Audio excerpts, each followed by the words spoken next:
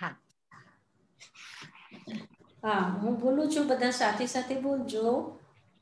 અજીવકાયા ધર્માધર્માકાશ પુદ્ગલા દ્રવ્યાણી જીવાશ્ચ નિત્યાવસ્થિતાન્યરૂપાણી રૂપિનઃ પુદ્ગલા આકાશાદેકદ્રવ્યાણી નિષ્ક્રિયાણિ ચ અસંખ્યેયા પ્રદેશા ધર્માધર્મયો જીવસ્ય ચ આકાશસ્યાનંતા સંખ્યેયા સંખ્યેયાશ્ચ પુદ્ગલાનામ નાનો લોકાકાશેવ ગાહ ધર્માધર્મયો કૃત્સ્નૈ એક પ્રદેશાદિષુ ભાજ્યઃ પુદ્ગલાનામ અસંખ્યેય ભાગાદિષુ જીવાનામ પ્રદેશ સંહાર વિસર્ગાભ્યામ પ્રદીપવત ગતિસ્થિત્યુપગ્રહો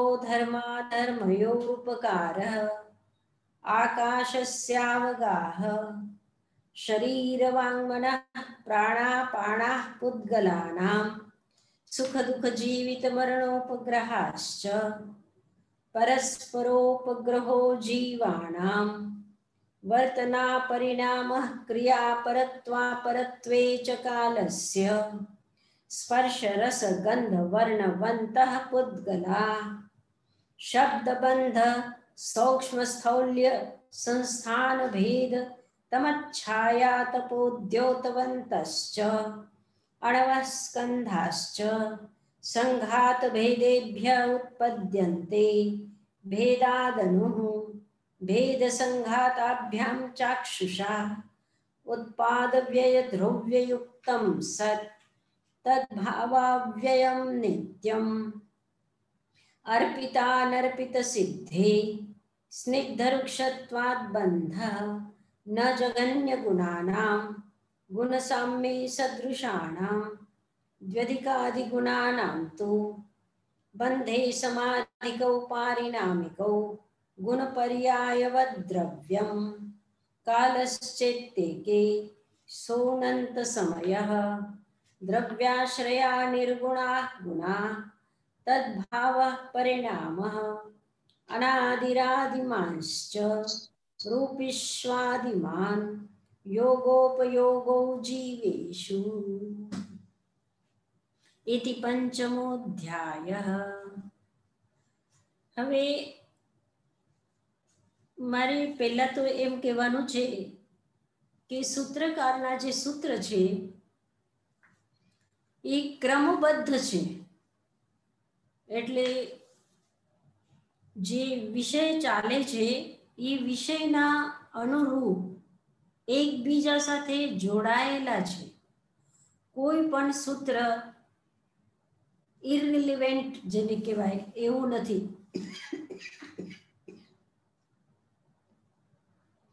એકબીજા સાથે સંબંધિત છે. આપણા જે 5 સૂત્ર છે એને હું પહેલા કહી દઉં કે આ દ્રવ્યાશ્રયા નિર્ગુણા ગુણા કેવી રીતે કહી દીધું કે પહેલા તો એનો અર્થ છે, જેવી રીતે પૂછ્યું હતું કે કેમ નથી, ગુણમાં ગુણ કેમ નથી પૂછ્યું હતું ને, કોઈએ પૂછ્યું હતું.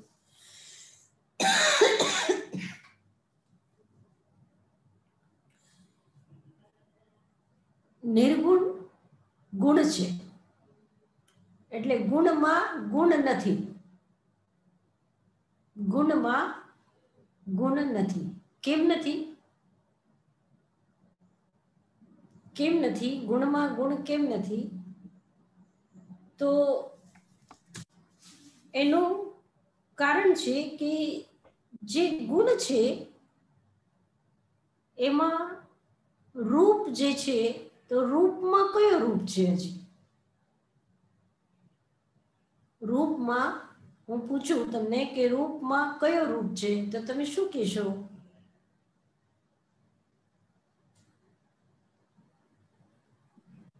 રૂપમાં રૂપ નથી. બંધમાં તમે એટલે ખુરશીમાં શું છે? ખુરશીમાં બીજી ખુરશી છે? ના. મનુષ્યમાં બીજો મનુષ્ય છે? ના.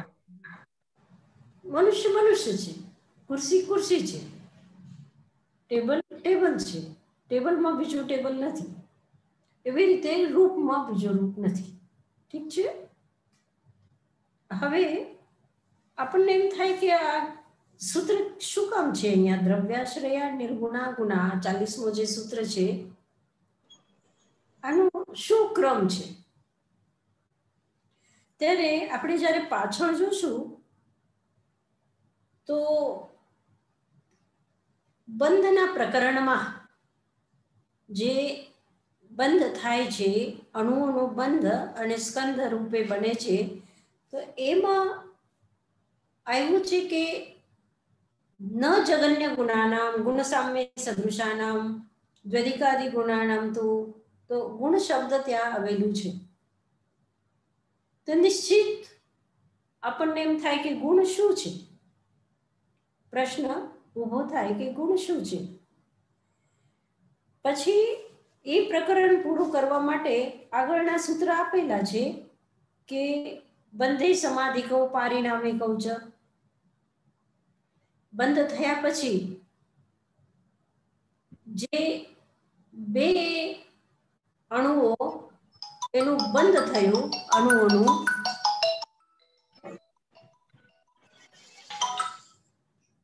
हाँ पवन जी अभी क्लास चल रहा है मेरा, अभी नहीं।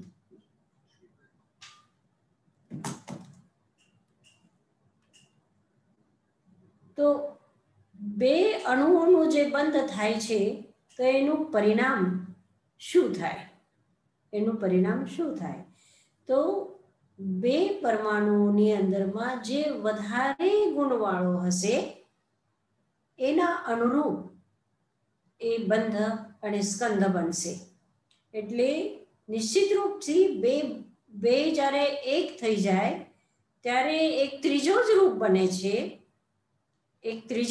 બને છે, છતાં પણ જે બે અધિક ગુણવાળો જે પરમાણુ છે એ અધિક ગુણવાળો પરમાણુ ઓછા ગુણવાળા પરમાણુને પોતાના જેમ બનાવી લે છે.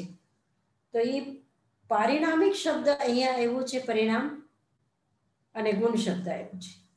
એ જ ક્રમમાં, કારણ કે પછી આગળ એને કાલ પણ દ્રવ્ય છે અને એ અનંત સમય વાળું છે, એ બે સૂત્ર આપ્યા પછી એને ગુણની વ્યાખ્યા કરી છે કે દ્રવ્યાશ્રયા નિર્ગુણા ગુણા, દ્રવ્યને આશ્રિત રહેવા વાળા જે ગુણ છે, જેવી રીતે આત્મદ્રવ્ય છે, આત્મદ્રવ્યનો ગુણ શું છે? યોગ અને ઉપયોગ. પૂતગલ દ્રવ્યનો ગુણ શું છે? રૂપીપણો, હે ને, રૂપ, રસ, ગંધ, સ્પર્શ વગેરે. તો આ જે દ્રવ્યની આશ્રિત ગુણો છે એ ગુણો કેવા છે? નિર્ગુણા ગુણા. ગુણમાં ગુણ નથી હોતું. ગુણ છે, ગુણમાં ગુણ નથી હોતું. આ પછી એક દાર્શનિક પરિભાષાઓ, દાર્શનિક ખૂબ લાંબી ચર્ચાઓ છે એની અંદર, બીજા દર્શનો સાથેના સંબંધો, કારણ કે અમુક દર્શનો જે છે એ ગુણને અલગ માને છે, એટલે જ્ઞાનને અલગ માને છે, આત્માને અલગ માને છે. અને આત્માની અંદર જ્ઞાન છે એ બારેથી આવેલું હોય છે, અને જ્યારે મુક્તિ થાય છે ત્યારે જ્ઞાન વયો જાય છે. જેવી રીતે બીજું બધું રાગ, દ્વેષ વગેરે જાય છે, એવી જ રીતે શુદ્ધ આત્મા રહે છે, એની અંદરમાં કોઈ ગુણ એટલે જ્ઞાન પણ નથી રહેતું. એવી રીતે અમુક લોકો માને છે. તો એ દાર્શનિક ચર્ચા છે, ઘણી મોટી લાંબી. એના માટે અહીંયા કીધું છે કે નિર્ગુણા ગુણા, ગુણની અંદરમાં બીજો કોઈ ગુણ નથી રહેતો. હવે પરિણામ શું છે? કારણ કે દ્વ્યધિકાદિ ગુણાનામ તું એમ કીધા પછી એને કીધું કે બંધે સમાધિકો પારિણામિકો, અધિક ગુણવાળો જે પરમાણુ છે એ ઓછા ગુણવાળા પરમાણુને પરિણમાવી દે છે. તો એ પરિણામ શબ્દ ત્યાં આવેલું છે. તો પરિણામ શબ્દ શું છે? એટલે અહીંયા કીધું છે કે તદ્ભાવ પરિણામ. તદ્ભાવ પરિણામ. તદ્ભાવ એટલે એનો સ્વભાવ, ભાવ એટલે સ્વભાવ.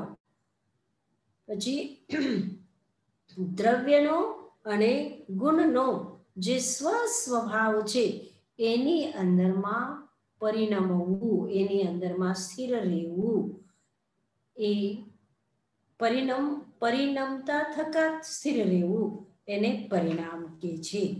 પરિણામ દ્રવ્ય અને ગુણ બેની જે पर्यायों છે स्वस्वरूप में परिणमित होती है, उसे परिणाम कहते हैं. સમજાઈ ગયો અર્થ પરિણામનો? પરિણામ એટલે પર્યાય. પરિણામનો અર્થ શું છે? પર્યાય. તદ્ભાવ પરિણામ એટલે જે પેલા કહી દીધું છે દ્રવ્યાશ્રયા નિર્ગુણા ગુણા, આ બધું જે કંઈ કીધું છે એના પહેલા પણ કીધું કે દ્રવ્યની વ્યાખ્યા કરી છે. દ્રવ્યની વ્યાખ્યા શું છે? ગુણ પર્યાયવત દ્રવ્યમ. ગુણ અને પર્યાયયુક્ત જે છે એને દ્રવ્ય કહેવાય છે. એને હજી સ્પષ્ટ કરવા માટે કે પર્યાય હંમેશા આપણને પર્યાય જ દેખાય છે. આપણે દ્રવ્યને જોઈ શકતા નથી. 6 દ્રવ્યોમાંથી જે મૂળ દ્રવ્ય છે એ કોઈ પણ દ્રવ્યને આપણે જોઈ શકતા નથી. ભલે એ પૂતગલ દ્રવ્ય છે પણ શુદ્ધ જે પૂતગલ દ્રવ્ય છે પરમાણુના રૂપમાં એ અત્યંત સૂક્ષ્મ હોય છે, નિરવયવ હોય છે, એને અવયવ હોતા નથી. એટલે બે પણ એમાં છે નહીં. અત્યંત સૂક્ષ્મ હોવાના કારણથી આપણે એને જોઈ શકતા નથી. એટલે દ્રવ્યને આપણે જોઈ શકતા નથી, પર્યાયોને જ જોઈએ છે.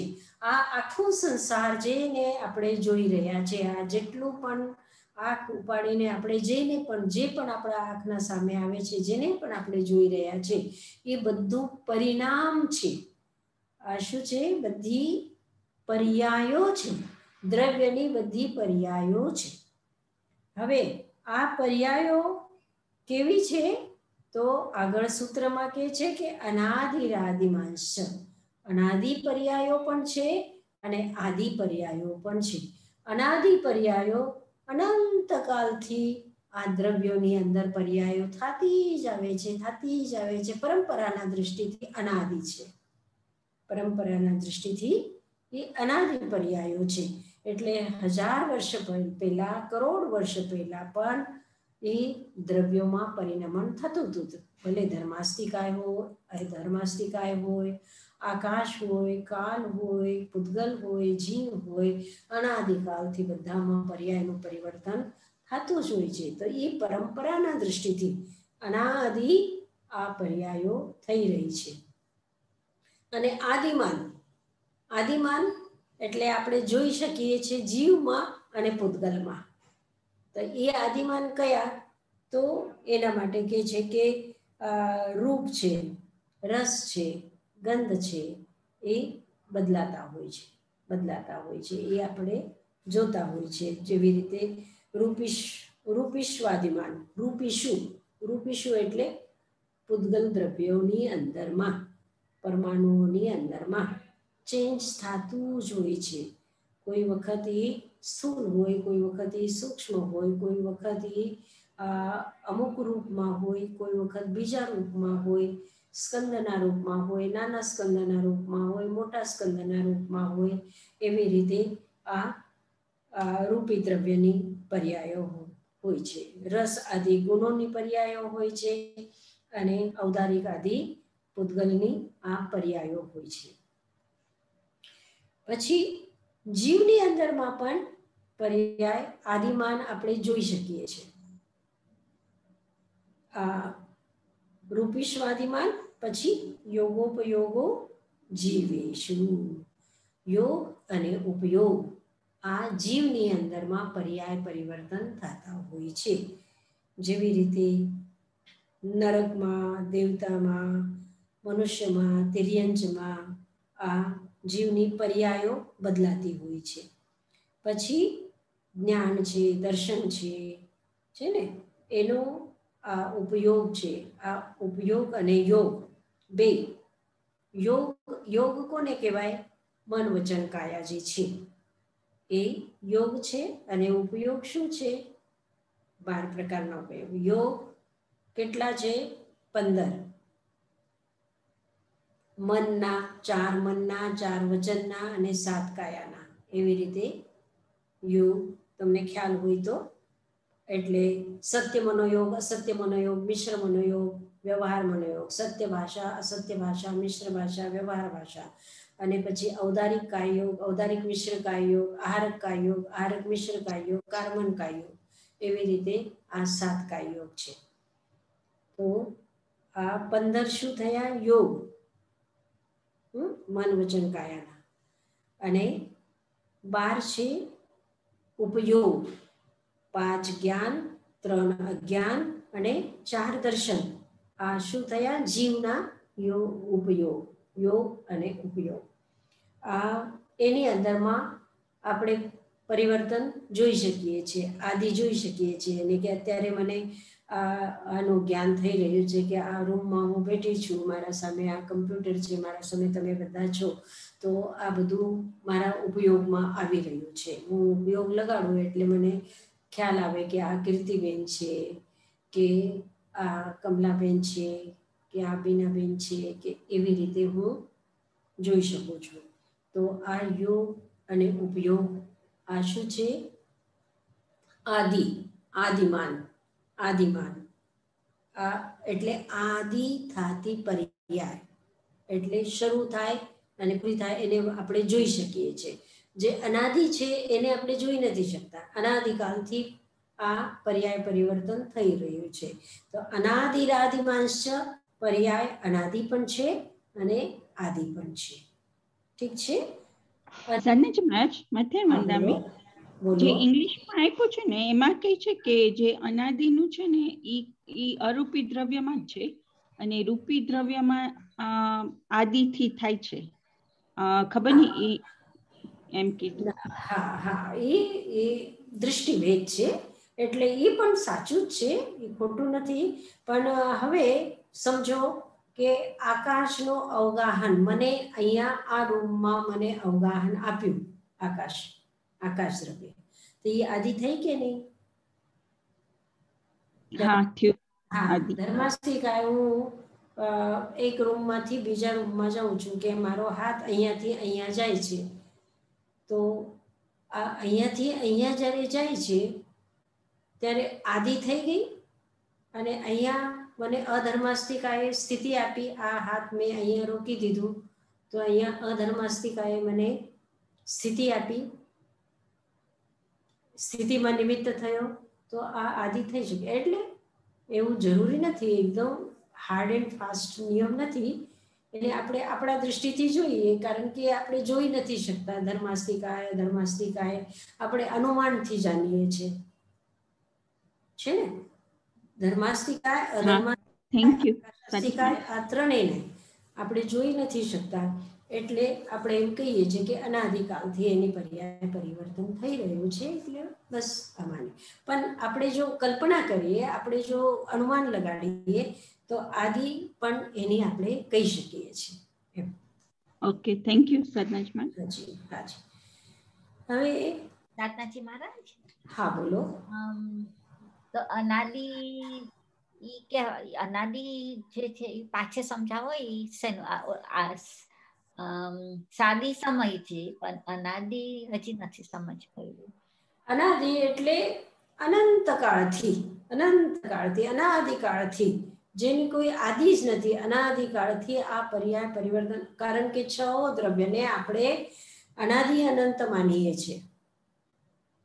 કોઈ વખત એ નહોતા એવું નથી, કોઈ વખત એ નથી રહેવાના એવું નથી. 6 દ્રવ્ય અનંતકાળથી છે, રહેશે. અત્યારે પણ છે, હતા અને રહેશે.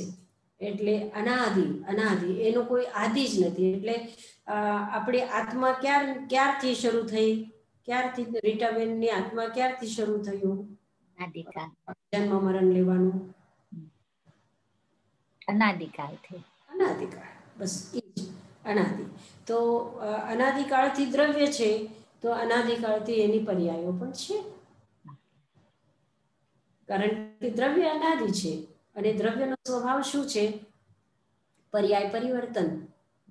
એના સાથે જ એટલે ગુણ પર્યાયવત દ્રવ્યમાં અથવા ઉત્પાદ વ્યય દ્રવ્યયુક્તમ સતમાં એક જ વાત કીધી છે કે દ્રવ્ય ગુણ પર્યાય વગર રહેતો નથી અને ગુણ પર્યાય દ્રવ્ય વગર નથી.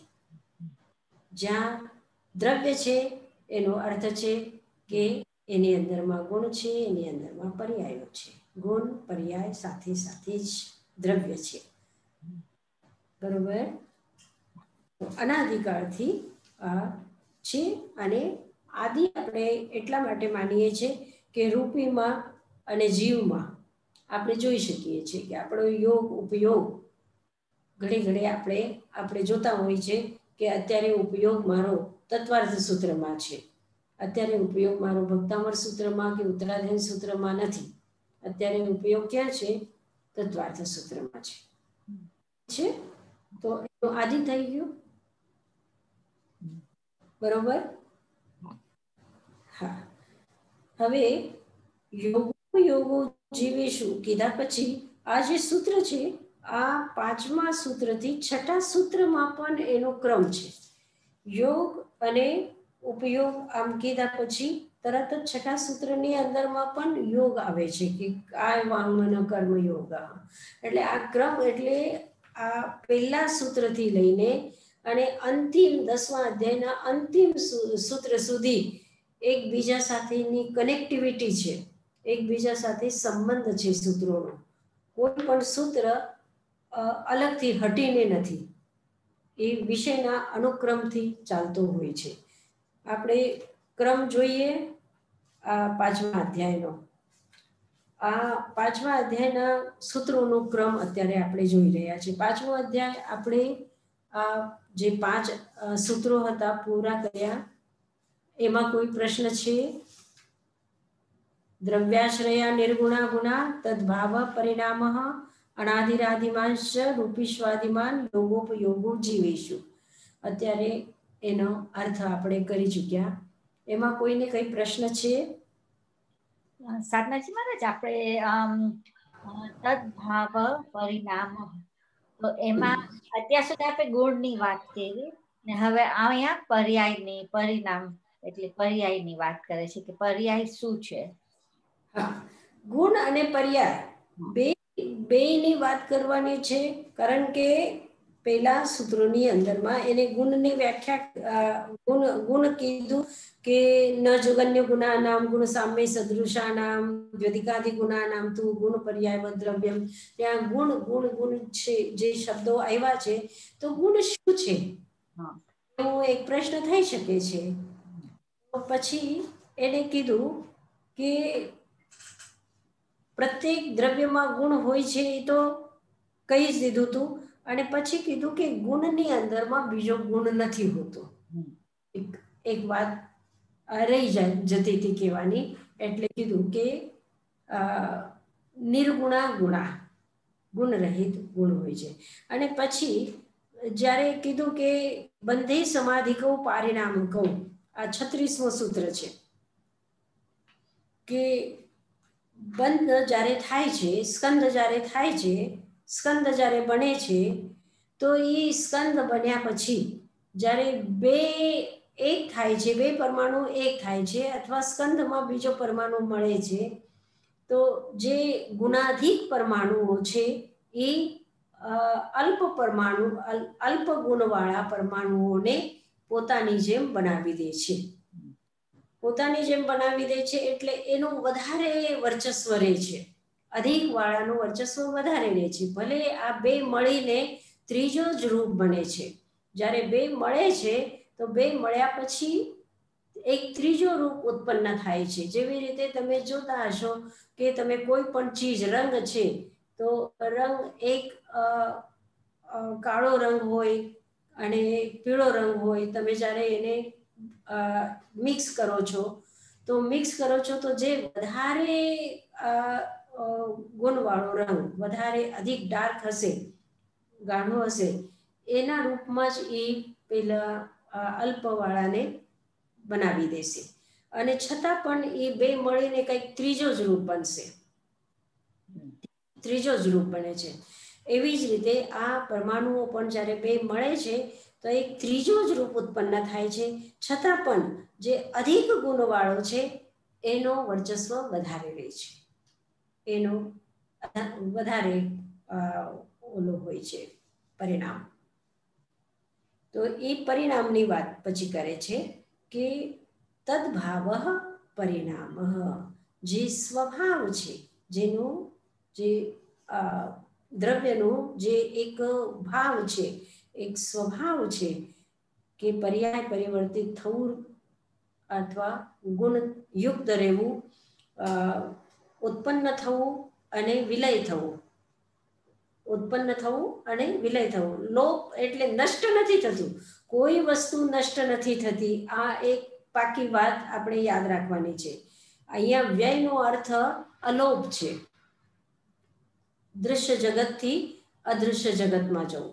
એટલે જેવી રીતે તરંગ ઉઠે છે સમુદ્રમાંથી અને તરંગ નષ્ટ નથી થતી, એ તરંગ શું થાય છે? સમુદ્રમાં વિલીન થાય છે, અદૃશ્ય થાય છે, અને પછી પાછી બીજી તરંગો ઉઠે છે, પાછી એ વિલીન થાય છે, નષ્ટ નથી થતી, વિલીન થાય છે.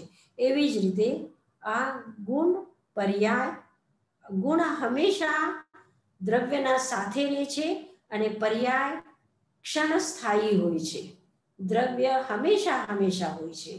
દ્રવ્યાશ્રયા નિર્ગુણા ગુણામાં કહે છે કે દ્રવ્યને આશ્રિત થઈને ગુણ રહે છે, એટલે હંમેશા હંમેશા ગુણ સાથે જ રહે છે.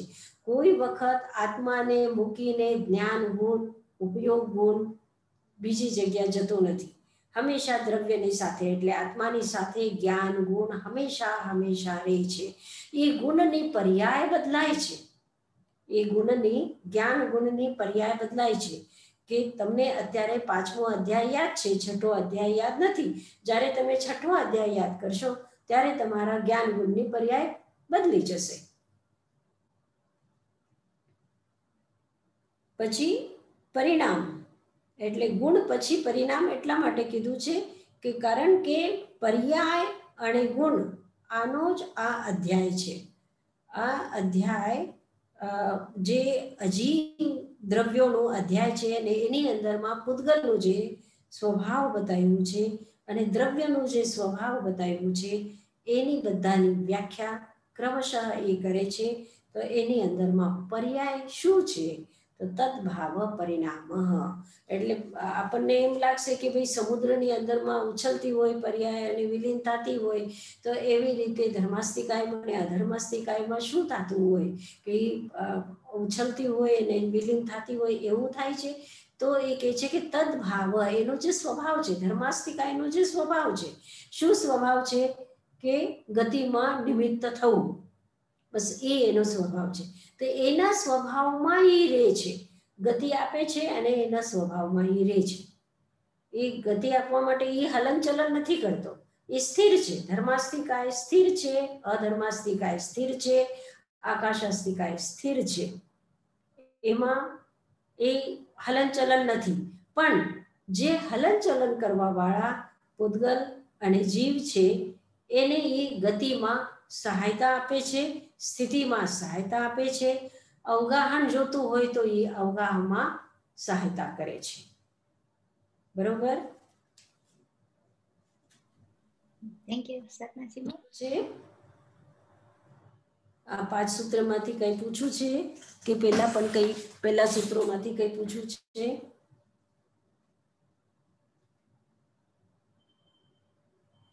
અને હવે હું એમ કહું છું કે આપણા પર્યુષણમાં તો તાઈ મહારાજનું આપણે સાંભળશું, અને પર્યુષણ સુધી જેટલા પણ ક્લાસો થાય એની અંદરમાં આપણે 5મા અધ્યાયના પ્રશ્ન પૂછવામાં આવશે અને એ પ્રશ્નોત્તરના રૂપમાં આપણે રાખશું. એટલે એને હજી અંદર અંદર આપણે જેટલી ડેપ્થમાં આપણે જઈ શકીએ, કારણ કે આ 5મો અધ્યાય આખા તત્વાર્થ સૂત્રની અંદરમાં જે 5મો અધ્યાય જેને સરખી રીતે સમજાઈ જાય એને તત્વાર્થ સૂત્ર આવડી ગયો એમ કહેવાય, કે તત્વાર્થ સૂત્રની સમજ પડી એમ કહેવાય.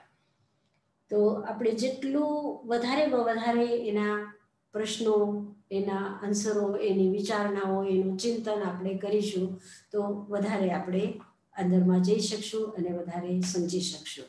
તો એના માટે પ્રશ્નો આજે હું તમને આ પ્રશ્ન આપું છું.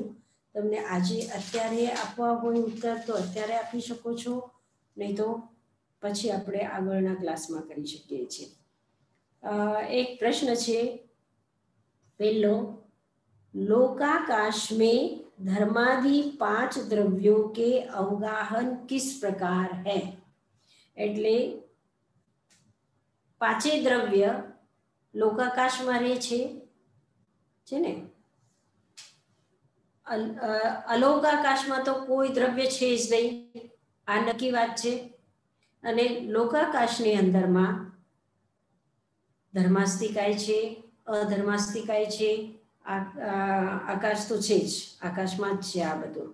અને કાલ છે, પૂતગલ છે અને જીવ છે. તો આ કેવી રીતે છે, કેવી રીતે એનું અવગાહન છે? જેવી રીતે મારી મુઠ્ઠી બંધ છે, આ મુઠ્ઠીની અંદરમાં હું કોઈ એક વસ્તુ રાખું, એક નાની વસ્તુ, સમજો કે અંગૂઠી છે, આંગળીની અંગૂઠી હોય અને હું મુઠ્ઠીમાં રાખું, તો એ આ મુઠ્ઠીના આકાશમાં એને કેવી રીતે અવગાહન કર્યું છે? અને રૂઈનો બંચ છે, એક રૂઈ છે, અને રૂઈ, આટલી રૂઈ લઈને હું મુઠ્ઠીની અંદરમાં બંધ કરું, તો રૂઈનો અવગાહન કેવો છે અને અંગૂઠીનો અવગાહન કેવો છે? આ 5 દ્રવ્ય છે, 5 દ્રવ્ય એની અલગ અલગ સ્થિતિ છે. તો પૂતગલ દ્રવ્ય કેવી રીતે રહે છે લોકાકાશમાં, જીવ દ્રવ્ય કેવી રીતે રહે છે લોકાકાશમાં, ધર્માસ્તિકાય કેવી રીતે રહે છે, અધર્માસ્તિકાય કેવી રીતે રહે છે, કાલ કેવી રીતે રહે છે? આ એક પ્રશ્ન છે. પ્રશ્ન સમજાઈ ગયો? હા સદનજી, અવગાહનનો અર્થ શું થાય? અવગાહન એટલે આ રૂમ છે અને રૂમની અંદરમાં હું બેઠી છું, તમે તમારા રૂમની અંદરમાં તમે બેઠા છો, તો અંગૂઠી કેવી રીતે મુઠ્ઠી મારીએ છે એમ? હા, ઈ ક્વેશ્ચન છે ને. મુઠ્ઠીની અંદરમાં પણ આકાશ છે ને. હા હા, ની અંદરમાં આકાશ તો મુઠ્ઠી છે, મુઠ્ઠીની અંદરમાં આકાશ છે, અને એમાં મેં નાનકડી એક અંગૂઠી રાખી સમજો, અથવા રૂઈ, બીજા મુઠ્ઠીમાં હું રૂઈ છું, અથવા મારો રૂમાલ છે, સમજો કે આ રૂમાલને મેં મારા મુઠ્ઠીમાં રાખ્યો, અને એક અંગૂઠી છે એને મેં મુઠ્ઠીમાં રાખ્યું. બેમાં ફરક છે ને. તો એવી રીતે એને આપણે શાસ્ત્રની ભાષામાં કેવી રીતે કહીશું કે આ લોકાકાશની અંદરમાં ધર્માસ્તિકાય કેવી રીતે રહે છે, કેવી રીતે અવગાહન કરે છે, અધર્માસ્તિકાય કેવી રીતે અવગાહન કરે છે, કાલ કેવી રીતે અવગાહન કરે છે, પૂતગલ કેવી રીતે અવગાહન કરે છે, અને જીવ કેવી રીતે અવગાહન કરે છે? આ એક પ્રશ્ન છે. ઠીક છે. અને કેમ અલોકાકાશમાં નથી એમ ને? અલોકાકાશમાં નથી તો એનું આપણી પાસે કઈ ઓકે નથી એટલે નથી, બસ. એટલે હું ક્વેશ્ચન ને ક્લેરિફાઈ કરું છું. હા, કારણ કે નથી એટલે આપણે કહીએ છીએ કે નથી, એનું કોઈ પ્રશ્ન નથી. બસ લોકાકાશની અંદરમાં આ કેવી રીતે અવગાહન છે 5 દ્રવ્યોના. પછી એક બીજો પ્રશ્ન છે, આને તમે નોટ કરી લીધું? હા. હવે બીજો એક પ્રશ્ન છે કે આ 5મા અધ્યાયમાં કયો એવો સૂત્ર છે કે જે અનેકાંતવાદને કહે છે, અનેકાંતવાદની પ્રરૂપના કરે છે? પછી ત્રીજો પ્રશ્ન છે, કાલ અસ્થિકાય કેમ નથી? કાલને અસ્થિકાય કેમ નથી કીધું? આપણે ધર્માસ્તી काय કહીએ, અધર્માસ્તી काय કહીએ, આકાશાસ્તી काय કહીએ, જીવાસ્તી काय કહીએ, પૂતગલાસ્તી काय કહીએ, પણ કાલાસ્તી काय કેમ નથી કહેતા? કાલને અસ્તિ काय કેમ નથી કીધું? આ 3 પ્રશ્નો છે. ઓકે.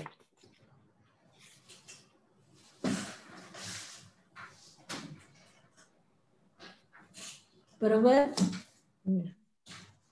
હા, હવે આપણે એક વખત છે આ 5મા અધ્યાયના ક્રમ, જે એક સૂત્ર પછી બીજું સૂત્ર છે એના ક્રમને આપણે જોઈએ.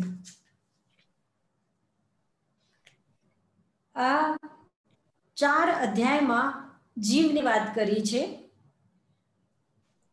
પછી અજીવની વાત કરે છે. કારણ કે તત્વાર્થ સૂત્રની જે શરૂઆત થઈ તમને યાદ હશે, પહેલા બીજા અધ્યાયને તમે ફેરવતા હશો, કદાચિત તમે ચિંતન કરતા હશો, તો પહેલો સૂત્ર હતો સમ્યક દર્શન જ્ઞાન ચારિત્ર્યની માત્ર. તો દર્શન શું છે એમ કહી દીધું, પછી દર્શન કેવી રીતે થાય છે એમ કહી દીધું, એના પછી જ્ઞાનની વાત છે ને, કે જ્ઞાન શું છે. તો જ્ઞાનમાં જીવ અજીવ આ 9 તત્વ કે 7 તત્વ એને જાણવું, અને એને કેવી રીતે જાણવું એ બધું એનું જે કંઈ છે. તો હવે જીવની વાત કર્યા પછી ક્રમ શું આવે છે? 4 અધ્યાય સુધી જીવની વાત કરી, પછી કોનો ક્રમ આવે છે? અજીબનો. અજીવનો ક્રમ આવે. એટલે 5મા અધ્યાય અજીવનો આવ્યો. એ પછી 6થો અજીવ શું શું છે? તો એને કીધું કે ધર્માસ્તી काय, અધર્માસ્તી काय, આકાશાસ્તી काय, પૂતગલાસ્તી काय અને જીવાસ્તી काय. દ્રવ્યાની, અને દ્રવ્ય કહેવાય છે. ઠીક છે. અહીંયા અત્યારે કાલની વાત નથી કરી, કારણ કે ઉમાસ્વતીના દૃષ્ટિમાં કાલ દ્રવ્ય કોઈ માને છે, બધા નથી માનતા, એવું એમનું કહેવાનું છે. એટલે કાલશ્ચ પછી આવ્યું છે અંતિમાં. હવે આ જે દ્રવ્ય છે એ કેવા છે? તો નિત્ય છે, અવસ્થિત છે અને અરૂપી છે. ઠીક. પછી અરૂપી છે એમ કીધા પછી તરત જ શું કહે છે કે તમે પૂતગલને પણ અરૂપી માનશો, એટલે તરત જ કીધું કે રૂપિના પૂતગલા, પૂતગલ રૂપી છે. પછી ક્રિયા કોનામાં છે? તો તરત જ એ કહી દે છે કે આકાશ સુધી, એટલે ધર્માસ્તી काय, અધર્માસ્તી काय અને આકાશ, એવો ક્રમ છે ને પેલા સૂત્રની અંદરમાં. તો આકાશાદેક દ્રવ્યાની, આકાશ સુધી એટલે ધર્માસ્તી काय, અધર્માસ્તી काय અને આકાશ, એક દ્રવ્યાની, એક જ દ્રવ્ય છે, અને નિષ્ક્રિયાની, એક દ્રવ્ય છે અને એ નિષ્ક્રિય છે. એટલે 3 દ્રવ્ય જે છે, ધર્માસ્તી काय, અધર્માસ્તી काय અને આકાશ, એક દ્રવ્ય છે અને એ નિષ્ક્રિય છે. એટલે ધર્માસ્તી काय ક્યાંય દોડતો નથી, અધર્માસ્તી ક્યાંય દોડીને જતો નથી, આકાશ પણ સ્થિર હોય છે. આ સ્થિર રહે છે, અવસ્થિત છે, એ ક્યાંય એની ક્રિયા થતી નથી. અવસ્થિત તો બધા જ દ્રવ્યો છે, નિત્ય છે, બધા જ દ્રવ્યો અવસ્થિત છે, પણ આ નિષ્ક્રિય છે. આ 3 દ્રવ્યો નિષ્ક્રિય છે, ક્રિયા એમાં નથી. પછી અસંખ્યેય પ્રદેશા ધર્મા ધર્મયો જીવસ્ય ચ, જીવના, ધર્મના, અધર્મના આ ત્રણેયના પ્રદેશ કેટલા છે? અસંખ્યાત પ્રદેશ છે. આકાશસ્યાનંતા, આકાશના પ્રદેશ કેટલા છે? અનંત પ્રદેશ છે. સંખ્યેયા સંખ્યેયાશ્ચ પૂતગલાનામ, પૂતગલના પ્રદેશ કેટલા? સંખ્યાત પણ છે, અસંખ્યાત પણ છે. અને સંખ્યેયા સંખ્યેયાશ્ચ પૂતગલાનામ, સંખ્યાત અને અસંખ્યાત પૂતગલના પ્રદેશ છે. ઠીક. નાનો અણુનો કોઈ પ્રદેશ નથી. અણુનો આ આખા તત્વાર્થ સૂત્રની અંદર નાનામાં નાનો સૂત્ર છે નાનું. નાનું પણ છે અને નાનું. અણુનો કોઈ પણ પ્રદેશ નથી. બરાબર ક્રમ આવી રહ્યો છે. લોકાકાશે વગાહ. લોકાકાશની અંદરમાં આ બધા દ્રવ્યોનો અવગાહ છે. બધા દ્રવ્યો ક્યાં રહે છે? લોકાકાશની અંદરમાં રહે છે. ધર્માધર્મયો કૃત્સ્ને, ધર્મ દ્રવ્ય અને અધર્મ દ્રવ્ય આખા લોકાકાશની અંદરમાં રહે છે. આખા લોકાકાશમાં એટલે એક એક પ્રદેશ, એક એક પ્રદેશ ઉપર આકાશના એક એક પ્રદેશ ઉપર ધર્માસ્તિકાયનો એક એક પ્રદેશ, અધર્માસ્તિકાયનો એક એક પ્રદેશ. એવી રીતે આખા કૃત્સ્ને, કૃત્સ્નનો અર્થ છે સંપૂર્ણ. જરાય એક પણ અંશ એનાથી ખાલી નથી. ધર્માધર્મયો કૃત્સ્ને એટલે ધર્મ દ્રવ્ય અને અધર્મ દ્રવ્ય આકાશના સંપૂર્ણ ભાગમાં છે. એક પ્રદેશાદિશ ભાજ્ય પૂતગલાનામ. અને પૂતગલ ક્યાં છે? એક પ્રદેશમાં, બે પ્રદેશમાં, ત્રણ પ્રદેશમાં, સંખ્યાત પ્રદેશમાં, અસંખ્યાત પ્રદેશમાં, એવી રીતે અલગ અલગ છે. સંખ્યેય પ્રદેશાદિશુ જીવાનામ. અસંખ્યાત પ્રદેશમાં જીવ છે.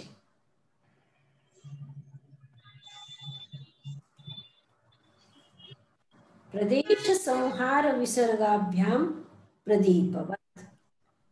હવે જીવનું કે છે કે એના પ્રદેશો, જીવના પ્રદેશો કેવા છે કે સંકુચિત પણ થાય છે અને વિસ્તૃત પણ થાય છે. જેવી રીતે કેવલ જ્ઞાનમાં અમુક એવી સ્થિતિ હોય છે કેવલ જ્ઞાનીની કે એને સમુદ્ઘાત કરવું પડે છે. તો જ્યારે સમુદ્ઘાત કરે છે ત્યારે સંપૂર્ણ લોકાકાશમાં એના આત્મ પ્રદેશો શું થાય છે? વિસ્તૃત થાય છે. તો જરૂરી નથી કે હંમેશા જીવ બધા જ લોકાકાશમાં રહે. એટલે પ્રદેશ સંહાર વિસર્ગાભ્યામ પ્રદીપવત. જેવી રીતે દીપક છે, દીપકનો પ્રકાશ રૂમમાં રાખો તો નાનું થાય, એટલામાં જ વિસ્તરે, અને મોટામાં રાખો તો મોટી જગ્યામાં એનો વિસ્તાર થાય. તો પ્રદીપની જેમ આ આકાશમાં જીવના પ્રદેશો વિસ્તૃત અથવા સંકુચિત થતા હોય છે. જેવું શરીર છે, નાનું કુંથવાનું શરીર છે તો કુંથવાના શરીરમાં આત્મ પ્રદેશો સંકુચિત થાય છે. અને મોટો હાથીનો શરીર હોય તો હાથીના શરીરમાં એ આત્મા વિસ્તૃત રૂપે રહે છે. પછી હવે બધાના એકબીજા ઉપર જે ઉપકાર છે એ કે છે. ગતિ સ્થિતિ ઉપગ્રહો ધર્માધર્મયો રૂપકાર.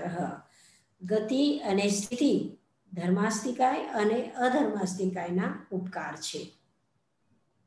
તમે પૂછજો, એની અંદરમાં કઈ પણ શંકા હોય તો આપણે એક વખત એટલો રિવિઝન સૂત્ર ઉપર કરી લઈએ છીએ અને ક્રમ પણ આપણને ખ્યાલ આવે છે. ગતિ સ્થિતિ ઉપગ્રહો ધર્માધર્મયો રૂપકાર. ધર્મ દ્રવ્ય અને અધર્મ દ્રવ્યનો ઉપકાર શું છે? ગતિ અને સ્થિતિ. આકાશસ્યાવગાહ, આકાશનો ઉપકાર શું છે? અવગાહન. આપણને જીવને અને પૂતગલને અવગાહન આપે છે. ધર્માસ્તિકાયને અધર્માસ્તિકાયને પણ અવગાહન આપે છે. શરીર વાંગમના પ્રાણાપાના પૂતગલાનામ, ઉપકાર શું છે?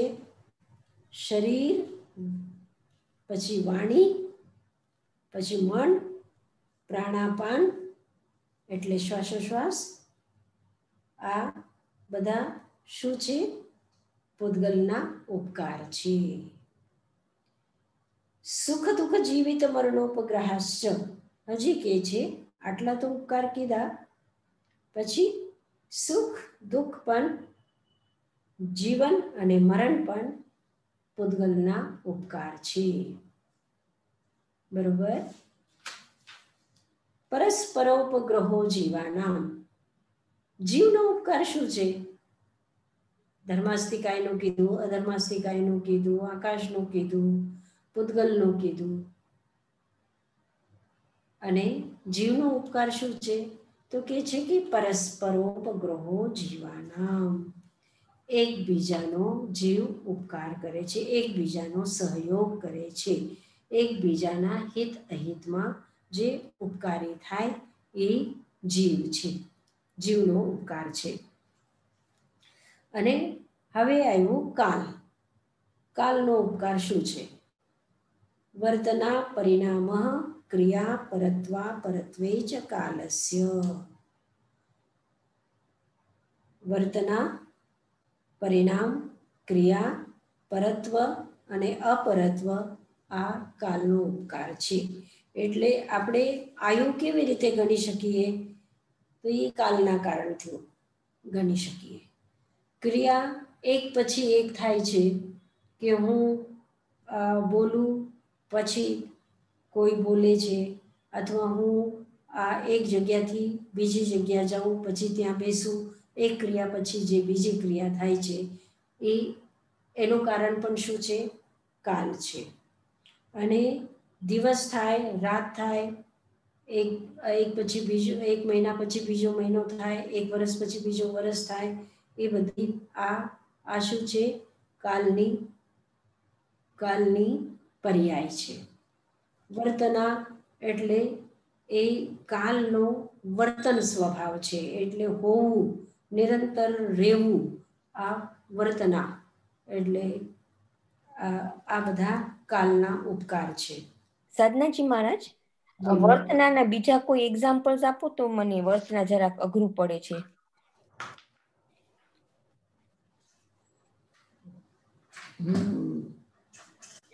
વર્તનાનું એક્ઝામ્પલ જોવું પડશે, એ જોઈને આગળના ક્લાસમાં કહી શકીશ. એ મને જોવું પડશે, અથવા તાઈ મહારાજને પૂછીને આગળના ક્લાસમાં બતાવી શકીશ. Thank you. સ્પર્શ રસ ગંધ વર્ણવંત પૂતગલા. હવે હવે અહીંયા અમને આચાર્ય ઉમાસ્વાતી એમને અહીંયા કાલની વાત કરી, વર્તના પરિણામ. પણ કાલનું અત્યાર સુધી તો મેન્શન નતું કર્યું, તો કેમ સડનલી કાલની વાત કરી? હા, એટલે જ એને કીધું ને કે કાલસ ચૈતે, કે પછી આગળ જઈને કહેશે કે કાલ કોઈ માને છે. હવે કારણ કે બધા દ્રવ્યોનો ઉપકાર કહી દીધું, ઉપર ઉપકાર કહી દીધું છે, એને મેન્શન નથી કર્યું. વાત બરાબર છે. આગળ જઈને એને કાલસ ચૈતે કે કહી દીધું છે. એટલે આ કાલને એને થોડું ઉપેક્ષાના ભાવથી જોયું છે. એટલે 5 દ્રવ્યની વ્યવસ્થિત વ્યાખ્યા એને કરી દીધી, 5 દ્રવ્યોના નામ લઈ લીધા, બધું કર્યું. પણ કારણ કે અમુક લોકો માને છે, અમુક લોકો નથી માનતા, તો આ બધા વર્તના જે છે તો અને લગભગ મને એવું લાગે છે કે કારણ કે કાલ દ્રવ્ય જે છે એ કે છે કે ફક્ત મનુષ્ય ક્ષેત્રમાં જ છે. કારણ કે મનુષ્યના જ દિમાગની અંદરમાં કાલની કલ્પના છે. કાલની કલ્પના જેને આપણે કહી શકીએ, કલ્પના વાસ્તવિકતા છે કે નથી એ કંઈ કહેવાય નહીં. પછી બીજી એક વસ્તુ પહેલા પણ આપણે થોડીક એના વાસ્તે ચર્ચા કરેલી, તો કે છે કે આપણે જે શ્વાસ લઈએ છીએ અને એક કાચબો જે છે ને, ટોર્ટોઇસ, એ શ્વાસ લે છે. એના શ્વાસમાં, આપણા શ્વાસમાં એક જે કૂતરો જે શ્વાસ લે છે, એના શ્વાસની જે લેન્થ છે, શ્વાસ લેવું, મૂકવું અને પછી બીજો શ્વાસ લેવું, એનો જે સમય છે, એ સમયમાં ઘણો બધો ડિફરન્સ છે. કાચબાનો જે શ્વાસ છે એ એક શ્વાસ લે છે, એ કાલ સુધી આપણા જે શ્વાસની આપણે ગણતરી કરીએ તો આપણા 10-15 શ્વાસ થઈ જાય છે અને કૂતરાના 20-25 થઈ જાય છે. એટલે હું લગભગ અનુમાનથી કહું છું, એક્ઝેક્ટ નથી કહેતી, પણ એવી રીતે એનું કંઈક છે. અને કહે છે કે દેવતા જે શ્વાસ લે છે, જે સ્વર્ગમાં જે શ્વાસ લે છે, એ શ્વાસ ખૂબ લાંબો હોય છે. આપણા મહિનાઓ વીતી જાય છે, ત્યારે એનો એક શ્વાસ થાય છે. તો મારું આ કહેવાનો મતલબ એ છે કે આપણે જે આ કલ્પના કરીએ છીએ કાલની, કે ભાઈ આપણે વર્ષ વીતી ગયો, 5 વર્ષ વીતી ગયા, ઘણી વખતે આપણને એમ થાય કે ભાઈ આપણા દાદી એ જે પ્રશ્ન વ્યાકરણ સૂત્રની અંદરમાં, રાયપુસીની સૂત્રની અંદરમાં એક એવું ઉદાહરણ છે કે એ પરદેશી રાજા પૂછે છે કે મારી દાદી બહુ ધાર્મિક હતી અને એ તો નિશ્ચિત સ્વર્ગમાં ગઈ હશે, તો એ કેમ નથી આવીને મને કહેતી કે પુણ્ય કર તો સ્વર્ગમાં જશે, અને મારા દાદા ખૂબ અધાર્મિક હતા, તો એ કેમ આવીને નથી કહેતા કે હું નરકમાં ગયો છું, તું પાપ નહીં કર ને તું એ નરકમાં જશે, એમ કેમ નથી કહેતા? તો એના ઉત્તરમાં એ કહે છે કે ભાઈ આપણા વર્ષોના વર્ષો વીતી જાય ત્યાં સુધી એ લોકોનો એક શ્વાસ પણ નથી વીતતો. એટલે એ વિચાર કરે કે આવે કે નહીં, ત્યાં સુધી તો આપણો જન્મ પણ ખતમ થઈ જાય છે. એટલે કાલની એક કલ્પના છે.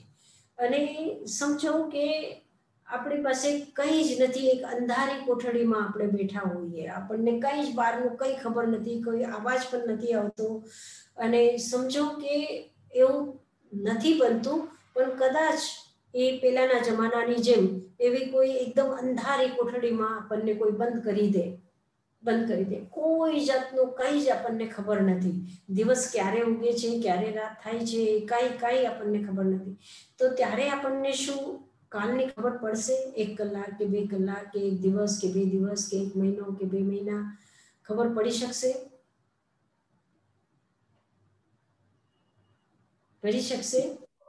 નહીં ખબર પડે. ના ખબર પડે. નહીં ખબર પડે. તો કહેવાનો મતલબ કે એ એક કલ્પના છે. અને એક વખત મેં પહેલા પણ કીધેલું કે સમજો કે આપણે ખૂબ પ્રસન્ન છે, તો ક્યારે સમય વયો જાય છે ખબર નથી પડતો, ક્યારે કલાક વયો જાય છે ખબર નથી પડતો. અને સમજો કે એક ગરમ પ્રેસ છે, આપણે પ્રેસ કરીએ છીએ અને એ ગરમ થઈ ગઈ છે, એકદમ તપેલી પ્રેસ છે, અને આપણો હાથ કોઈ એકદમ પકડીને એના ઉપર રાખી દે છે કે 2 મિનિટ સુધી આ હાથ રાખવાનો છે એની ઉપર. એ 2 મિનિટનો કાલ કેવો લાગશે આપણને? કેટલો લાંબો લાગશે? તો આ કલ્પનાની અંદરમાં છે, કાલ કલ્પનાની અંદરમાં છે એવું અમુક આચાર્યો માને છે. એટલે આ કાલનું થોડું ડિસ્ટર્બન્સ છે કે આ સૂત્રો એવી રીતે અલગ અલગ થઈ ગયા છે. ઠીક, આગળ ચાલીએ આપણે. હવે આ બધાના ઉપકાર કહી દીધા છે. હવે એના ગુણો કે છે, ગુણ અને પર્યાય આ બધા દ્રવ્યોની. સ્પર્શ રસ ગંધ વર્ણવંતઃ પૂતગલા. પૂતગલ કેવા છે? તો સ્પર્શ, એની અંદરમાં સ્પર્શ છે, રસ છે, ગંધ છે, વર્ણ છે. આ પૂતગલનો સ્વભાવ છે, આ પૂતગલના ગુણો છે. પછી શબ્દ બંધ સૂક્ષ્મ સ્થૌલ્ય સંસ્થાન ભેદ તમત છાયા તપોદ્યોતવંતશ્ચ. તપોદ્યોતવંતશ્ચ. પૂતગલ શબ્દ પણ પૂતગલ છે, બંધ જે થાય છે એ પૂતગલમાં જ થાય છે, બંધ પણ પૂતગલ છે. સૂક્ષ્મતા ક્યાં છે? પૂતગલમાં છે. સ્થૂલતા ક્યાં છે? પૂતગલમાં છે. આકાર ક્યાં છે? સંસ્થાન એટલે આકાર. આકાર ક્યાં છે? તો પૂતગલમાં છે. ભેદ એટલે એકબીજાથી અલગ કોણ થઈ શકે છે? ધર્માસ્તિકાય અલગ નથી થતો, અધર્માસ્તિકાય અલગ નથી થતો, આકાશ અલગ નથી થતો, જીવના પ્રદેશો અલગ નથી થતા. કોણ અલગ થાય છે? પૂતગલ જ અલગ થાય છે. ભેદ પૂતગલમાં જ થાય છે. છાયા પૂતગલની જ છે. આપણે ચાલીએ તો આપણી છાયા આપણી સાથે ચાલે છે, આપણે બેસીએ છીએ, આપણી છાયા આપણી સાથે બેસે છે. છાયા પૂતગલની છે. ઝાડ છે, ઝાડની છાયા છે, પૂતગલની છાયા છે, અને એ પોતે છાયા છે પણ પૂતગલ છે. પછી આતપ શું છે? સૂર્યનો જે આતપ છે એ પણ શું છે? પૂતગલ છે.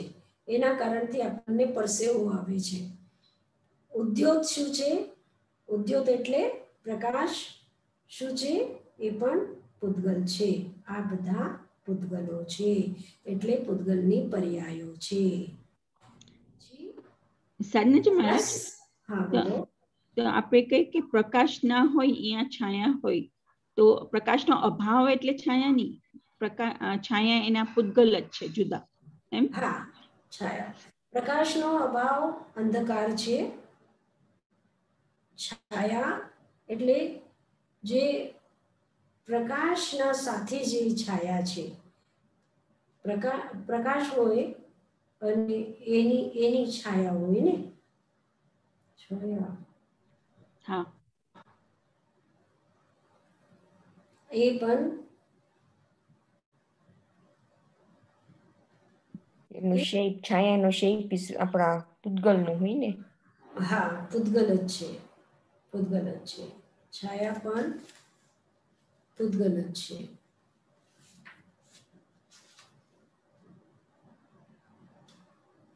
એને પૂતગલ વગર કેવી રીતે છાયા થઈ શકે છે? આત્માની તો કોઈ છાયા હોતી નથી, ધર્માસ્તિકાયની કોઈ છાયા હોતી નથી, અધર્માસ્તિકાયની કોઈ છાયા હોતી નથી, આકાશની કોઈ છાયા હોતી નથી. પૂતગલ છે તો જ છાયા છે ને. હા, હા. અણવસ્કંદાશ્ચ. હવે પૂતગલનો રૂપ બતાવે છે. એટલે પૂતગલ કેવી રીતે આપણે જાણી શકીએ? તો પૂતગલના બે રૂપ છે, અણુ અને સ્કંદ. અણુ અને સ્કંદ. દેશ પ્રદેશ તો એ કલ્પનામાં છે. સ્કંદ નાનો હોય, મોટો હોય, પછી એનો એક એકદમ અવિચ્છેદ્ય ભાગ, એને આપણે પ્રદેશ કહીએ, એ કલ્પનાના છે. પણ મુખ્ય રૂપે અણુ છે અને સ્કંદ છે પૂતગલ. પૂતગલ શું છે? અણુ અને સ્કંદ રૂપમાં છે. પછી આ સ્કંદ કેવી રીતે ઉત્પન્ન થાય અને અણુ કેવી રીતે ઉત્પન્ન થાય? તો કારણ કે બે રૂપ છે એના, તો એ ઉત્પત્તિ અને સ્થિતિ પણ થતી હશે. સ્કંદ બને છે, અણુ પણ બને છે. અણુ પેલા તો પોતાના રૂપમાં અણુ જ છે, એટલે પૂતગલ અણુ રૂપમાં જ છે. પછી બંધ જ્યારે થાય છે ત્યારે સ્કંદ એનું થાય છે.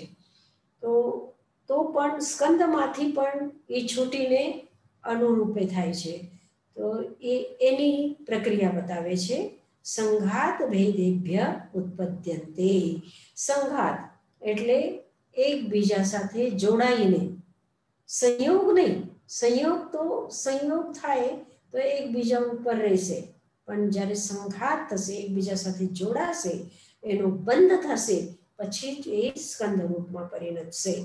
તો સંઘાત ભેદેભ્ય ઉત્પદ્યન્તે, એક સ્કંદ તૂટીને અને બીજા 2, 4, 10, 25 સ્કંદ થઈ શકે છે, અને એમાંથી એક અણુ છૂટો પડીને ભેદાદ અણુ, ભેદથી અણુ થઈ શકે છે. ભેદ સંઘાતાભ્યામ ચાક્ષુષા, અને અણુને આપણે જોઈ નથી શકતા, અને જે મહાસ્કંદ હશે ખૂબ મોટો, તો આપણી આંખો એને ગ્રહણ ન કરી શકે કે એનો છેડો ક્યાં છે, આ બાજુમાં છેડો છે કે ઓલી બાજુમાં છેડો છે કે ક્યાં છેડો છે. મોટો સ્કંદ હશે, સમુદ્રની વચ્ચે આપણે હશું અને ચારે બાજુથી પાણી જ પાણી દેખાય, તો આપણને એનો કોઈ છેડો જ ખબર ન પડે, તો એ મહાસ્કંદને આપણે નથી જોઈ શકતા. પણ આ ભેદ સંઘાતાભ્યામ ચાક્ષુષા, એનો ભેદ થાય અને સંઘાત થાય, એની અંદરમાં ભેદ સંઘાત બે એક સાથે થાય, અને એના સાથે સાથે ભેદ સાથે એમાં કંઈક જોડાય, કંઈક ઓછું થાય, એવી રીતે જ્યારે થાય ત્યારે ચાક્ષુષ થાય, એટલે આપણે એને જોઈ શકીએ છીએ. બે સાથે થવા જોઈએ, ફક્ત ભેદથી અથવા સંઘાતથી નહીં, પણ ભેદ અને સંઘાત જ્યારે થાય છે ત્યારે એક ત્રીજું રૂપ એનો ઉત્પન્ન થાય છે, એને આપણે ચાક્ષુષ એટલે આંખોથી જોઈ શકીએ છીએ, હાથથી સ્પર્શ કરી શકીએ છીએ, આપણે જીભથી એનો રસાસ્વાદન કરી શકીએ છીએ, ગંધ ગ્રહણ કરી શકીએ છીએ. આ બધું ઇન્દ્રિયોથી ગ્રાહ્ય થાય છે. ઉત્પાદ વ્યય દ્રવ્ય યુક્તમ સત. હવે આ બધું કીધા પછી, એટલે બધાના એક તો પરસ્પર પછી પૂતગલ વાસ્તવમાં છે શું, કારણ કે ધર્માસ્તિકાય અધર્માસ્તિકાય આકાશને તો આપણે જોઈ શકતા નથી, એટલે એનું વર્ણન તો કઈ છે જ નહીં, એનું વર્ણન એટલું જ છે કે એનું અસ્તિત્વ છે, અને એ અનુમાનથી ગમ્ય છે, અનુમાનથી શાસ્ત્ર પ્રમાણથી ગમ્ય છે. એને આપણે ઇન્દ્રિયોથી ગ્રહણ ન ધર્માસ્તિકાયને ન અધર્માસ્તિકાયને ન આકાશને કરી શકીએ છીએ. આપણે જીવને પણ એના પર્યાય રૂપે ગ્રહણ કરીએ છીએ, અને પૂતગલના બધા પર્યાયો અહીંયા કીધા જ છે. હવે એ જે અસ્તિત્વ છે, દ્રવ્યોનું જે અસ્તિત્વ છે, એના માટે કહે છે કે ઉત્પાદ વ્યય દ્રવ્ય યુક્તમ સત. એની નિરંતર હંમેશા હર ક્ષણે ઉત્પાદ થાય છે, વ્યય થાય છે, અને છતાં પણ એ ધ્રુવતા એની બની રહે છે. ધ્રુવતા એટલે સોનું એમને એમ છે, એની કોઈ વખત વીંટી બની છે, કોઈ વખત અંગૂઠી બની છે, કોઈ વખત એનો હાર બન્યો છે, કોઈ વખત હાથનો દાગીનો, કોઈ વખત પગનો દાગીનો, કોઈ વખત એમને સ્થૂલ રૂપમાં, એના ગોળાના રૂપમાં, બિસ્કિટના રૂપમાં, અનેક રૂપમાં એની પર્યાયો બદલાતી જ હોય છે. પણ સોનો દ્રવ્ય જે છે એ દ્રવ્યના રૂપમાં, સોનાના રૂપમાં એ એમને એમ રહે છે. છતાં સોનું પણ કોઈ વખત માટી થઈ જતું હશે કરોડો વર્ષ પછી. એ તો ફક્ત ઉદાહરણ માટે આપણે કહીએ છીએ સોનું અથવા માટીનો ઘડો બને છે, પછી એના ટુકડા થાય છે, પછી ટુકડા કોઈ વખત મોટા ટુકડા છે, કોઈ વખત નાના ટુકડા છે, પછી એની માટી થાય છે. એવી રીતે આ પૂતગલ દ્રવ્ય જે છે એ એમને એમ રહે છે. પૂતગલ હોય કે આત્મા હોય કે ધર્માસ્તિકાય હોય અધર્માસ્તિકાય હોય, દ્રવ્ય રૂપમાં એ સ્થિત રહે છે, અને એની પર્યાયના રૂપમાં પર્યાય બનતી જાય છે અને મટતી જાય છે, વિલીન થતી જાય છે. આપણે નષ્ટ નથી કહેતા, વિલીન થતી જાય છે. ઉત્પન્ન થાય, વિલીન થાય, છતાં પણ એ દ્રવ્ય એમને એમ રહે છે. અને એ દ્રવ્યના જ પર્યાયમાં, જીવની પર્યાય જીવમાં જ થતી હોય છે, અજીવમાં નથી થતી. પૂતગલની પર્યાય પૂતગલમાં જ થાય છે, ધર્માસ્તિકાયની પર્યાય ધર્માસ્તિકાયમાં જ થાય છે, અધર્માસ્તિકાયની પર્યાય અધર્માસ્તિકાયમાં જ થાય છે, કાલની પર્યાય કાલમાં જ થાય છે. છહે દ્રવ્ય પોતપોતાના રૂપમાં અલગ અલગ છે. કોઈ એકબીજા સાથે રહીને પણ એકબીજાના રૂપમાં અગુરુ લુગુ એનો એક ગુણ છે, એમાં જ રહે છે, એ બદલાતા નથી. કોઈ વખત ધર્માસ્તિકાય અધર્માસ્તિકાયના રૂપમાં કે અધર્માસ્તિકાય આકાશના રૂપમાં કે આકાશ આત્માના રૂપમાં કે આત્મા પૂતગલના રૂપમાં કોઈ વખત બદલાતા નથી. એ પોતપોતાના રૂપમાં ધ્રુવ રહે છે, એ બદલાતા નથી, પણ એની પર્યાયો બદલાતી જાય છે, વિલીન થતી જાય છે, ઉત્પન્ન થતી જાય છે. એને આપણે સત કહીએ છીએ. સત એટલે જેનું અસ્તિત્વ છે, એ અસ્તિત્વ ઉત્પત્તિ અને વ્યય સાથે જ છે. તદ્ભાવા વ્યયમ નિત્યમ. નિત્ય શું છે? તો એનો જે ભાવ છે, એનો જે અસ્તિત્વ છે, એનો જે હોવાપણું છે, એ હંમેશા એમને એમ રહે છે. એને આપણે નિત્ય કહીએ છીએ. પછી અર્પિતા અનર્પિત સિદ્ધે. અર્પિત અને અનર્પિત એનો મતલબ છે મુખ્ય અને ગૌણ. જે સમયમાં જે વસ્તુ આપણે જે દૃષ્ટિથી એને ગ્રહણ કરીએ છીએ, એ દૃષ્ટિથી આપણે એ ગુણને આપણે મુખ્યતા આપીએ છીએ. પણ એ જ સમયમાં બીજો ગુણ પણ એનો અસ્તિત્વમાં છે, જેને આપણે અત્યારે કહેતા નથી, પણ જે આપણે કહી શકીએ છીએ. કારણ કે આપણા વચનની શક્તિ, આપણે બોલવાની જે શક્તિ છે, એ એક વિષયમાં આપણે જ્યારે બોલીએ છીએ, બીજો વિષય આપણે આ 5 આંગળીઓ છે, તો 5 આંગળી છે, પણ આપણે અંગૂઠાના વિષયમાં કહેતા હોઈએ કે ભાઈ અંગૂઠો જાડો છે, નાનો છે. આપણે જ્યારે કહેતા હોઈએ છીએ ત્યારે આપણે એમ નથી કહેતા કે 4 આંગળી નથી, એમ નથી કહેતા. 4 આંગળીનું અસ્તિત્વ છે, પણ અત્યારે આપણે અંગૂઠાને મહત્વ આપ્યું છે, એટલે આપણે અંગૂઠાના વિષયમાં બોલતા હોઈએ છીએ. તો એને આપણે અર્પિત એટલે એને મુખ્યતા આપી છે, અને આ બીજા બધા ગૌણ છે. આ 4 આંગળીઓ ગૌણ છે. એક અંગૂઠો આપણે અર્પિત છે, અને આ અનર્પિત કહેવાય. ઠીક છે?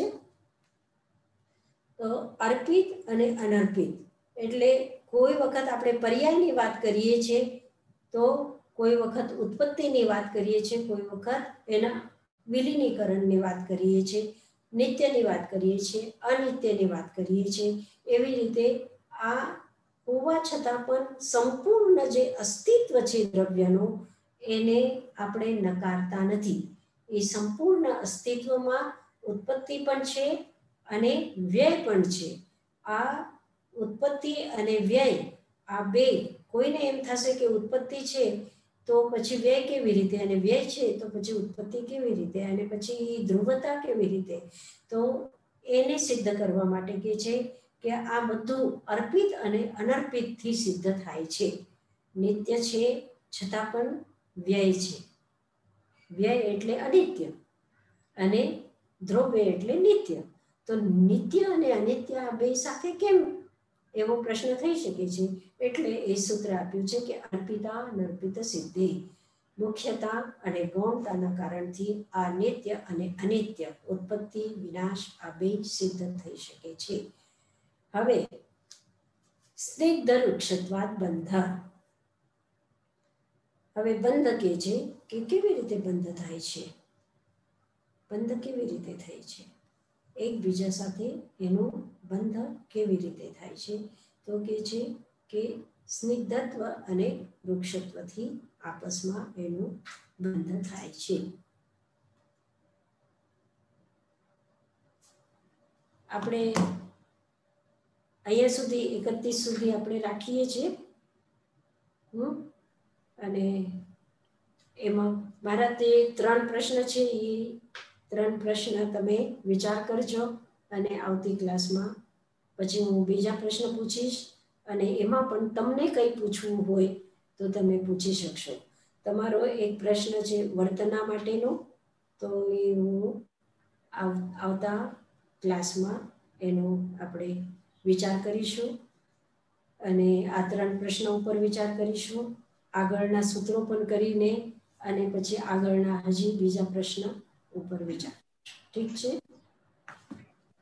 मथन बाबू जी, वर्तना के बारे में ऐसा हो सकता है क्या कि जैसे निश्चय काल और व्यवहार काल, प्रत्येक द्रव्य ये पर्याय द्रव्य गुण और पर्याय के साथ रहती है, तो पर्याय जो पलटती है तो उसको द्रव्य काल द्रव्य तो कारणीभूत होता ही है ना उसको.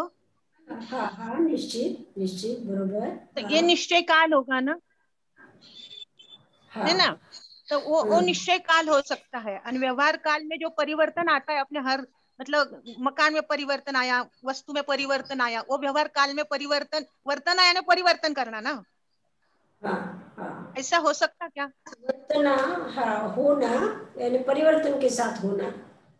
हाँ तो ये सामान्य जो व्यवहार काल जो अपन अपने जो देखते हैं कि प्रत्येक वस्तु में परिवर्तन आता है, ये व्यवहार काल में होगा.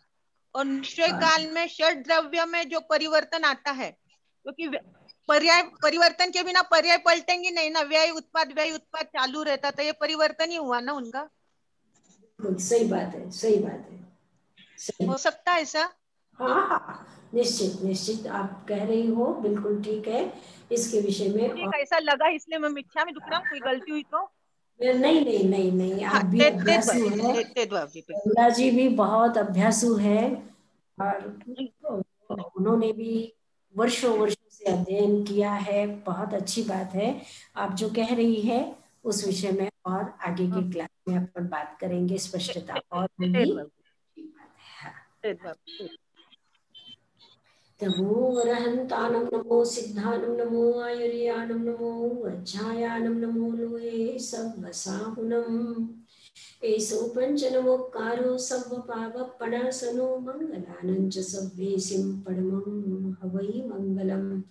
गुरुदेव की आज्ञा चत्तारि मंगलम् अरहंता मंगलम् सिद्धा मंगलम् साहु मंगलम् केवली पन्नतो धम्मो मंगलम्. चत्तारि लोगोत्तमा अरहंता लोगोत्तमा सिद्धा लोगोत्तमा साहु लोगोत्तमा केवली पन्नतो धम्मो लोगोत्तमो.